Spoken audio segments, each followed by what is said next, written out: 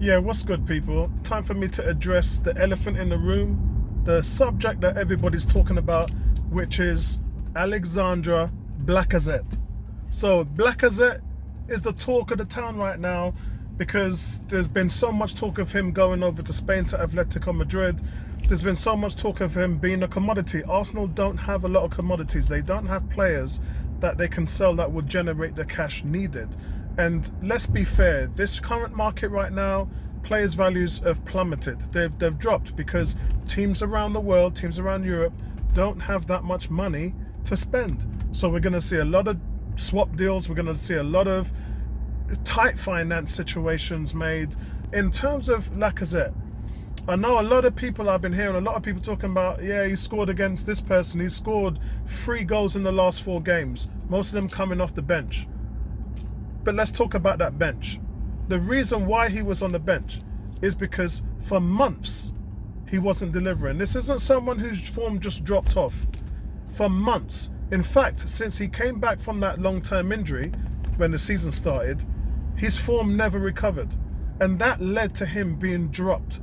It led to him being replaced by Eddie Nketiah.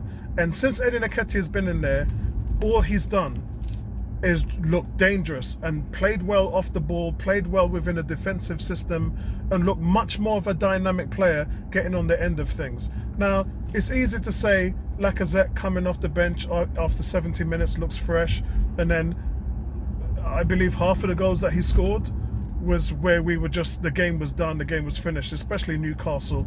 We had already blown them away, and he came on when Newcastle was leggy and just rubbed salt in the wounds.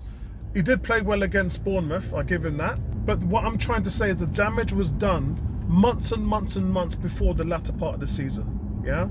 Before everything went quiet and the coronavirus affected all the schedules.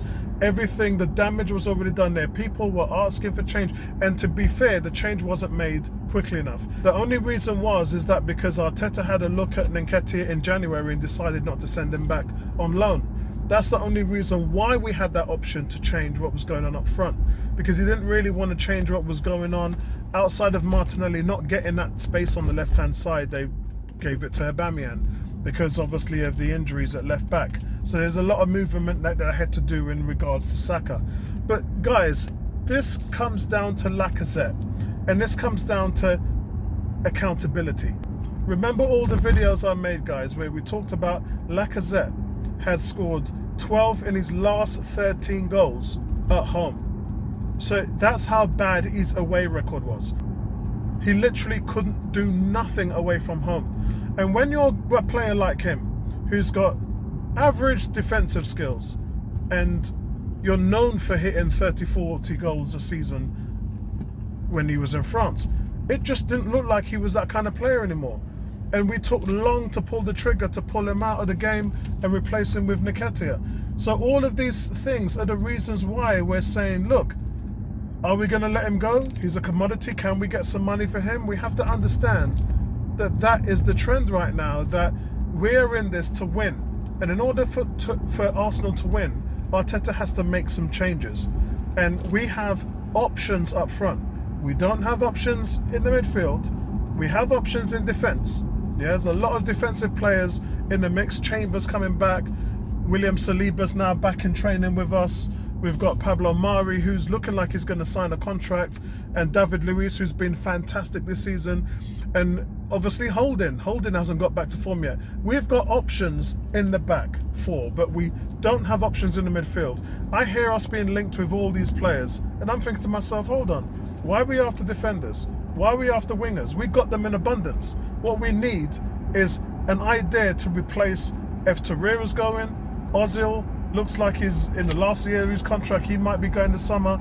And of course, Dani Ceballos, who's the linchpin of Arteta's success in recent games. Yeah, he's the cog. He's the one that lights the fire and gets things working in that whole team. He tracks back and helps the defense, and he gets forward and allows the strikers to find the holes that they can. Him and Ozil work really well in tandem. So how do you, the question for our success is really, how do you replace a player like him, who was supposed to be replacing Ramsey? So we're on the Ramsey tip again. we're just going round in circles because Ramsey has never been replaced. So all this talk about wingers and strikers and defenders and all that, done with that. Yeah, that's not important to get this team working. So it really frustrates me when I see how little money that we've got to play around with because of all the losses and where we're trying to spend the money. It should be in the midfield. That's it.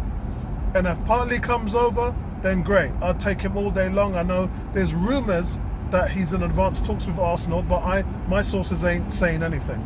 So listen, back to Lacazette. The drop of form and this balloon thing that's going on, and remember, the balloon thing's not illegal. Yeah, there's nothing wrong with the balloon thing. However, if it's, as Bertram and Tony was talking about on the podcast, if it's something that the club, like smoking, says that the players shouldn't be doing, then he shouldn't be doing it. There's no grey in this area, guys. It's white or black.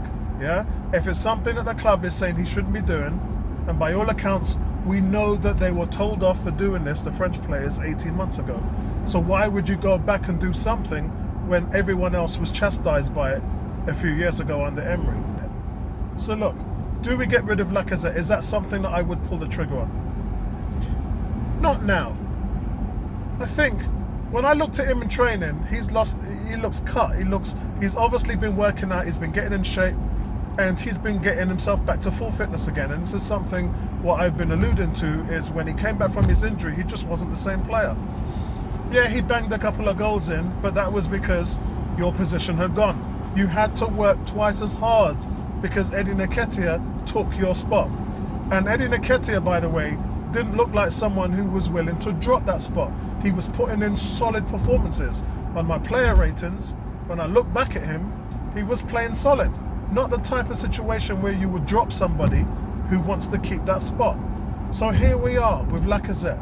He's a commodity. If he's on his game, you keep him. And you have the rest of this season to facilitate that. You've got 9 games left.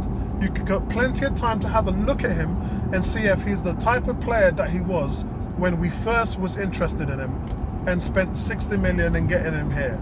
If he's that kind of player, then you play him, see what he's got, see the hunger that he's got in him, see if he's sharp. This guy wasn't even hitting the target. Yeah? Everything was wrong with his game. Defensively, it was wrong. Offensively, he wasn't running into space. He wasn't chasing down the ball. He wasn't closing down defenders. If he can display that kind of prowess as a striker, then let's see what he's got. If he isn't, then go with Eddie Nketiah at the point, and then you can sell Lacazette. It's as easy as that. This is a what have you done for me lately. And guys, you need to know this. This team has been failing badly. There's a reason why there's been so many changes. There's a reason why there's been so many players in the academy that have been able to shine, because the people in spots before them weren't getting it done. There's a reason why there's a new manager in there, because the previous manager wasn't getting it done. So listen, we can no longer hold ourselves to hold on to players that weren't getting it done for us. We can't do that. We have to keep moving forward. And in order for us to do that, we have to think about shipping out players so we can bring new players in. But for now, my verdict is keep hold of Lacazette, see what he can do in the last 9 games. If he proves himself, then keep him. If he doesn't, sell him. And that's where I am with that, guys. Like to know what you guys think about the whole thing. Also, Wednesday night podcast was really enjoyable, guys. Thank you to everybody for coming on the stream. Ebony, Bertram, I know he was working, so we were able to get him on for an hour at least at the end of the show. And La African Gooner, always a pleasure to have you on the podcast. Great to hear your thoughts about what's been going on of late. And it's something that I'd probably like to do every Wednesday. Make it a late show. It can be 9 o'clock, 10 o'clock, not really bothered. If it's 10 o'clock though, I will cut it to just an hour because we ran way too long, yeah? Because the Walcott thing came out, yeah? And I had to put that point forward there for everybody to see what was going on. And I hope you guys appreciate what he's done for our club, because he's a centurion and he should be respected as such. Yeah, there's a lot of things that he's done that many players around the league has never been able to do. I've said again, plenty of time we've seen players do well at the position, and people glorify Zaha when Zaha's stats are nowhere near Theo Walcott's. And unfortunately, that ain't getting it done. As I said, in Walcott's last season, he had 37 games, 19 goals, 2013, 21 goals, 14 assists, and the man was regularly in double figures for the season.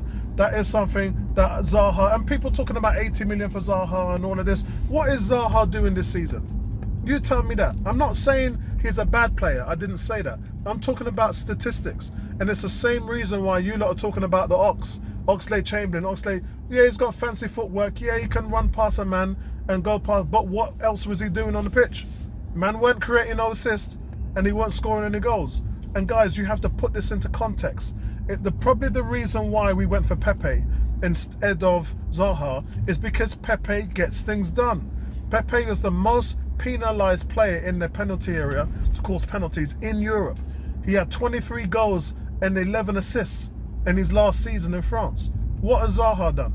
Zaha's numbers don't even come to half of that. And man's talking about spending 80 million on Zaha. That don't work, bro. Yeah? Listen, love the player. I actually like the player quite a lot. But is it something that I would do in terms of pulling him would I choose Pepe or Zaha? Look, let's pick this up on Sunday's show. We're going to make that a topic.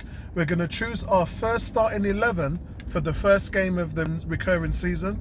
Hopefully that's against Manchester City. So we're all going to choose our first 11.